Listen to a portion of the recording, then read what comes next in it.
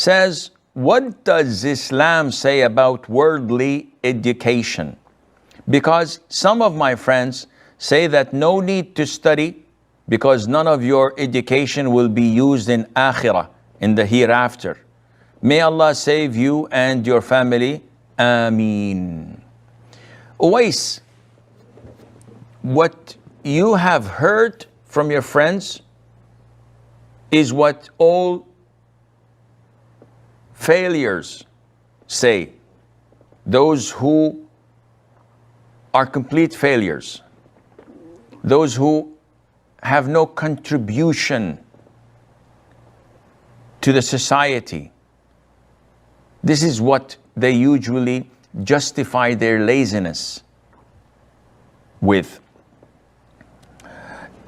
Knowledge is divided into two types: Islamic knowledge and other than Islamic knowledge. So I will not speak about Islamic knowledge. Other than Islamic knowledge is divided into two types as well: halal and haram. As for haram knowledge, knowledge of sorcery, this is knowledge. You learn, you implement, but you enter hell because of that.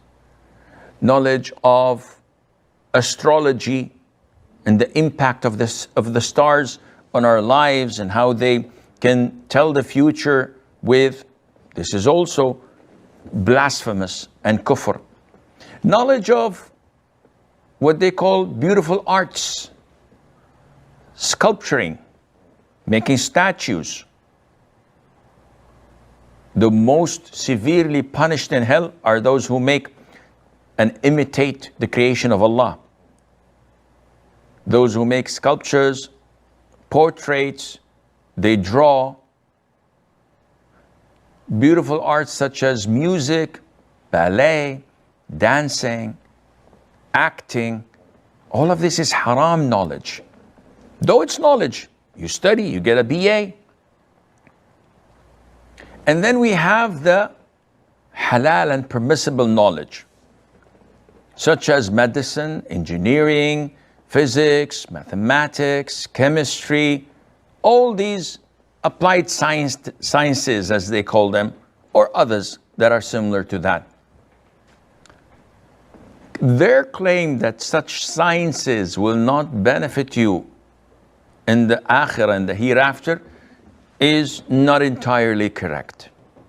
On the contrary, these are communal obligation.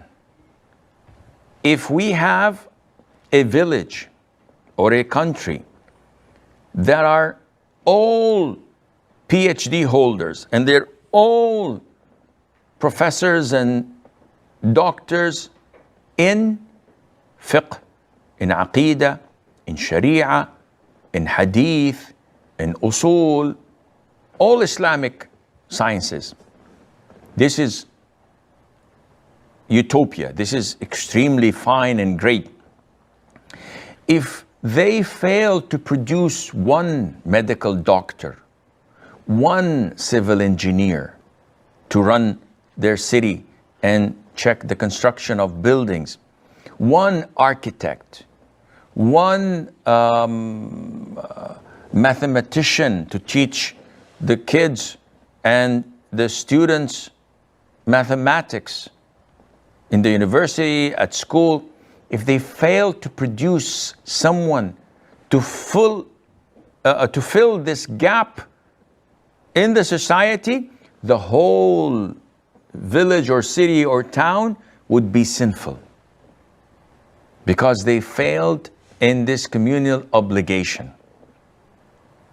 Allah Azza wa Jal did not tell all of us to become scholars of Islam. Allah says in the Quran, and it is not for the believers to go forth to battle all at once, for there should separate from every division of them a group remaining to obtain understanding in the religion and warn their people when they return to them that they might be cautious. chapter 9, verse 122. What does this mean? It means that even at times of war, there should remain behind people of knowledge to learn, to acquire Islamic knowledge, and to warn their people when they come back with things that are halal and haram, and be able to advise them. This is a communal obligation. So to claim that we don't need engineers or medical doctors or police officers or administrators to run the country, this is absurd.